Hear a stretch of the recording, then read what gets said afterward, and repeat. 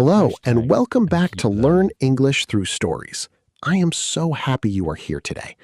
On this channel, we learn English together through real, beautiful stories from history. Every story teaches you new English words. Every story stays in your heart. If this is your first time here, welcome to the family. Please subscribe now. We post new English stories every week, completely free.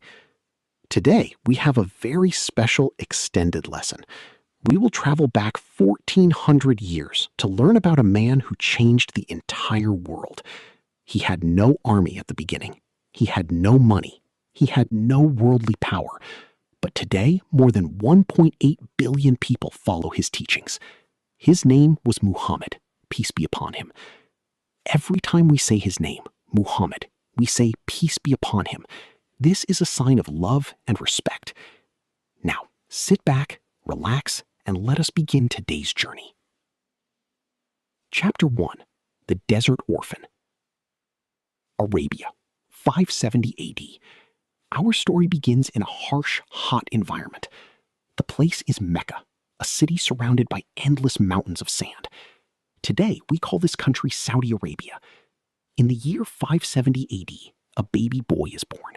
His name is Muhammad, peace be upon him. But his life begins with deep sadness. Before he was even born, his father died. His father's name was Abdullah. Muhammad, peace be upon him, never saw his father's face. When he was just 6 years old, a second tragedy struck. His mother, Amina, passed away. Muhammad, peace be upon him, was now an orphan. Let us learn our first word today. Orphan. A child whose parents have died. Please repeat after me at home. Orphan. Because he was an orphan, his grandfather, Abdul Muttalib, took care of him. His grandfather was a respected leader and loved the young boy very much. But life in the desert is unpredictable.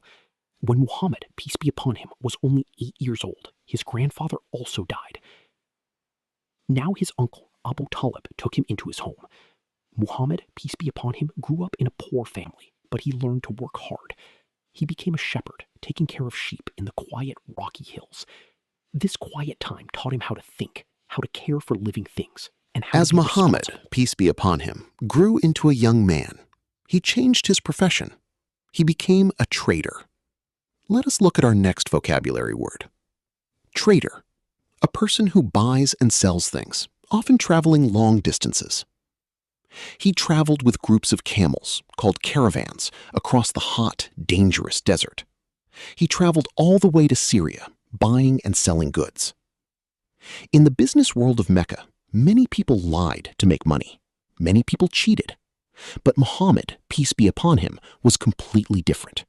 He was known for his absolute honesty. Let us learn another important word. Honesty. Always telling the truth and doing the right thing.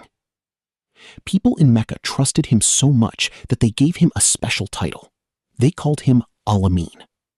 Al-Amin is an Arabic word that means the trustworthy one. Even people who disagreed with him still left their money with him because they knew it would be safe. During this time, a wealthy woman named Khadija heard about this honest young man. Khadija was a highly successful businesswoman. She was intelligent, respected, and older than him. She needed someone completely honest to trade her goods. She hired Muhammad, peace be upon him. He did his work so perfectly and with such great honesty that Khadija was deeply impressed. She admired him greatly. Here is our next word. Admire. To think someone is very good, special, or highly skilled. Khadija admired his character so much that she asked to marry him. They were married when he was 25 and she was 40. Their home was filled with love, peace, and mutual respect. Khadija became his greatest supporter, his best friend, and his equal partner in life. Let us fast forward. Muhammad, peace be upon him, is now 40 years old. He has a beautiful family, but his heart is heavy.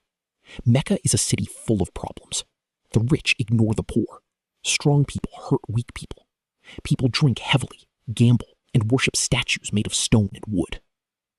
Muhammad, peace be upon him, did not like these things. He needed quiet time to think. Near Mecca, there was a mountain called the Mountain of Light. Near the top of this mountain was a tiny cave called Hira. Let us learn this word. Cave. A natural dark hole or room inside a mountain. He would walk up the mountain, carrying a little food and water, and sit in the cave for days. He would look at the stars and wonder, who created all of this? Why is there so much pain in Then, the world? one night during the month of Ramadan, everything changed. He was alone in the dark cave. Suddenly, a powerful, overwhelming presence filled the tiny space. It was the angel Gabriel.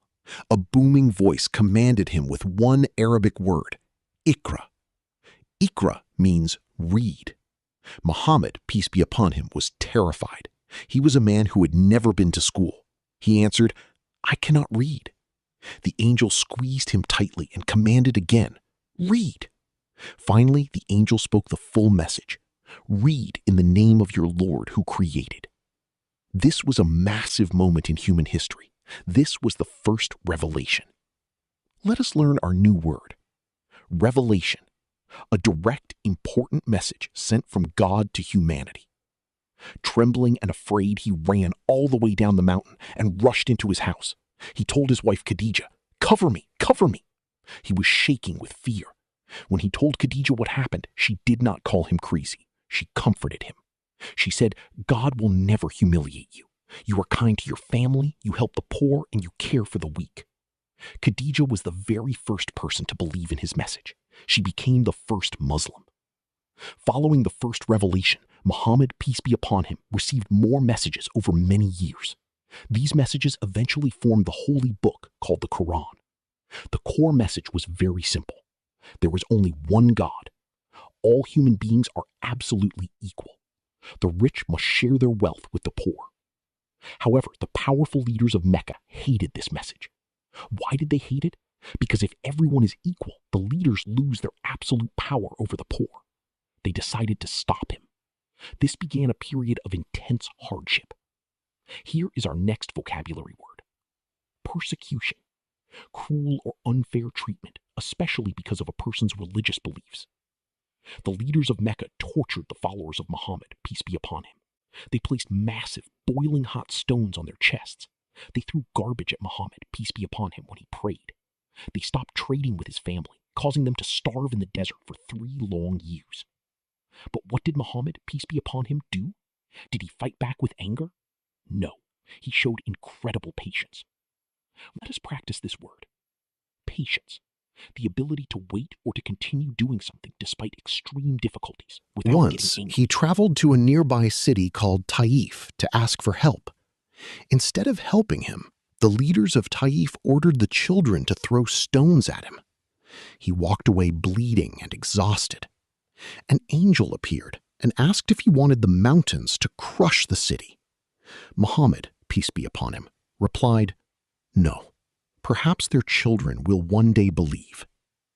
His patience and gentle nature slowly won the hearts of the weak, the enslaved, and the thoughtful people in society. After 13 years of terrible persecution in Mecca, God commanded Muhammad, peace be upon him, and his followers to leave. The leaders of Mecca had planned to kill him in his bed that very night. Under the cover of darkness, he escaped with his closest friend, Abu Bakr. They traveled across dangerous desert sands for many days. This famous journey is called the Hijra. Let us learn the English equivalent. Migration. Moving from one region or country to another to find safety or a better life. They finally arrived in a city named Yathrib, which was later renamed Medina. The people of Medina welcomed him with joy, singing songs and offering him their homes. In Medina, he did not just act as a spiritual teacher, he became a statesman. He built a beautiful, completely new type of society. Let us learn this word. Community. A group of people living in the same place, sharing common values and rules. He wrote the Constitution of Medina. This document stated that Muslims, Jewish tribes, and Christians would live together as one community, defending the city together and respecting each other's religions. He established laws of absolute justice. He taught them, none of you truly believes until you love for your brother what you love for yourself. Chapter 6. The Return of Peace. Years passed. After several defensive battles and broken treaties by the Meccans, the time came for Muhammad, peace be upon him, to return to his home city of Mecca. He returned not with a small group of poor followers, but with an army of 10,000 men. The leaders of Mecca were terrified. They remembered how they had tortured the Muslims. They remembered stealing the Muslims' homes and money. In the history of the world, when an army takes over a city, there is usually fire, revenge, and destruction. But Muhammad, peace be upon him, rode into the city with his head bowed so low in humility that his beard touched his camel's saddle.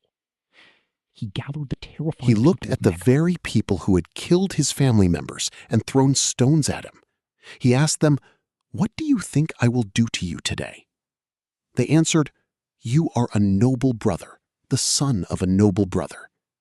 He simply said, "Go, you are all free." There was no revenge.